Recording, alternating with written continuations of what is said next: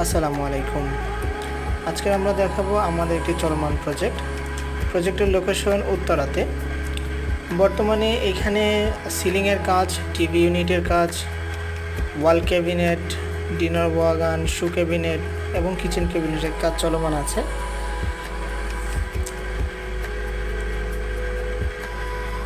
এখন যেটি দেখতে পাচ্ছেন এটি এখানে প্যানেলিং করা হয়েছে। এটা হচ্ছে ডাইনিং স্পেসের সিলিংয়ের কাজ চলমান আছে।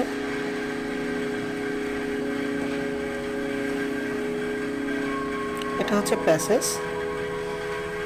মেইন এন্ট্রি থেকে ঢুকে ডান পাশে এখানে শু ক্যাবিনেট হবে এবং বাম পাশের ওয়ালে কাঠের বিট হবে।